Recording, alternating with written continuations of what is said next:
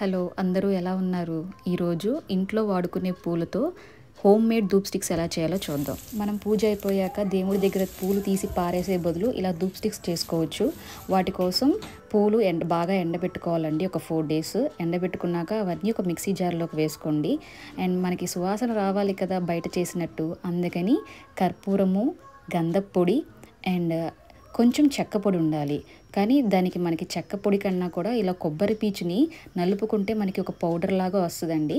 ఆ పీచ్ అంతా అందులో వేరేసేసుకొని పొడి మాత్రమే ఈ మిక్సీ వేసే దాంట్లో ముద్ద అవ్వడానికి ఇది ఈజీగా ఉంటుంది. అందుకని ఇది కూడా మిక్సీ జార్లో వేసేసుకొని మెత్తగా మొత్తం మిక్సీ పట్టుకోవాలి. ఈ ధూప్ స్టిక్స్ వెలిగించాక ఎలా ఉంటుంది, నిజంగా సువాసన వస్తుందా లేదా అని తెలుసుకోవాలనుకుంటే వీడియో చివరి వరకు చూడండి, మీరు షాక్ అవుతారు. అయితే ఇది కలిసి కొంచెం ముద్ద అవ్వాలి కాబట్టి మనకి కొంచెం ఆవు నెయ్యి, ఎందుకంటే ఇది పూజకు వాడతాం కాబట్టి ఈ ధూప్ స్టిక్స్ అనేవి ఆవు నెయ్యి, మనం దీపారాధన చేసే నూనె లేదా కొబ్బరి నూనె కూడా వేసుకోవచ్చు.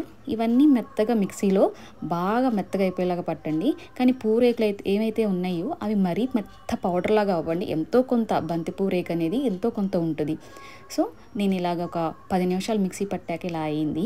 సో ఇదంతా ఒక ప్లేట్లో ట్రాన్స్ఫర్ చేసుకొని ఇప్పుడు వీటిని కొంచెం కొంచెంగా నూనె అండ్ రోజ్ వాటర్, పన్నీరు, నేను పన్నీర్ వేసానండి మంచి స్మెల్ రావాలని, వాటర్ కాదు. అది నేను చూపించడం మర్చిపోయాను.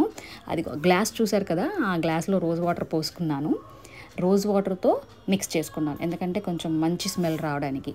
అండ్ నాకు షేప్కి ఏం పెట్టాలో తెలియలేదు, అందుకని మా ఇంట్లో పిల్లలు ఆడుకునే జెల్లీస్ వస్తాయి కదా, దానికి వచ్చిన ఆ డిప్పల్లో అవి శుభ్రంగా వాష్ చేసేసి అలా మౌల్డ్స్ లాగా యూజ్ చేసుకున్నాను.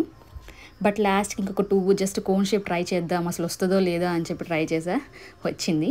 సో ఇవన్నీ కంటిన్యూస్గా ఒక 3 days ఖచ్చితంగా వండాలండి. అండ్ ఒక హాఫ్ డే తర్వాత మనం ఇలా మౌల్డ్స్లో నుంచి తీసేసేసుకొని ఎండబెట్టుకోవాలి, ఎందుకంటే మౌల్డ్స్లో కూడా తడిదనం ఉండిద్ది కదా. సో అది కూడా పూర్తిగా ఎండిపోవాలి కాబట్టి మొత్తం 3 days కంపల్సరీ ఎండలో బాగా ఎండాలండి. ఎండిపోయాక ఇలా అయ్యాయి and ready to fire. So చూద్దాము స్మెల్ ఎలా ఉంటుందో. నేను కూడా చాలా ఎక్సైటెడ్గా ఉన్నాను. బెస్ట్ ఫ్రమ్ వేస్ట్ లాగా ఒక క్రాఫ్ట్ అని ఇంట్రెస్టెడ్గా చేశారు, చూద్దాం ఎలా ఉండిద్దో. ఓకే, నాట్ బ్యాడ్, అద్భుతం. మనం బయట కొన్నట్టు ధూప్ స్టిక్స్ ఉన్నట్టు ఉందని నేను చెప్పను, కానీ నిజంగా చెప్తున్నాను.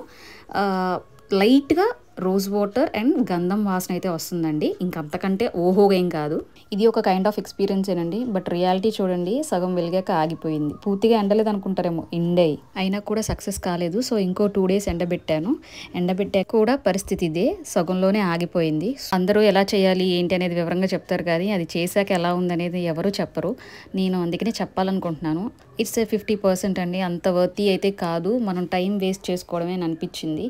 కానీ ఇష్టపడి చేసాం కాబట్టి ఓకే, ఇట్స్ అన్ ఎక్స్పీరియన్స్ అంతే అనుకొని వదిలేయడమే. కొత్తగా ట్రై చేసే వాళ్ళైతే ఆహా పొడి చేద్దాం మన ఇంట్లో ధూప్ స్టిక్ చేసేసుకోవచ్చు అనుకునేటైతే రాదండి, ఎందుకంటే బయట మార్కెట్స్లో చాలా ఎసెన్షియల్ ఆయిల్స్, కెమికల్స్ యూస్ చేస్తారు కాబట్టి ఆ సువాసన మనకి ఇంట్లో రావడం అనేది కొంచెం కష్టం అండి. Thanks for watching. నచ్చితే షేర్ చేయండి.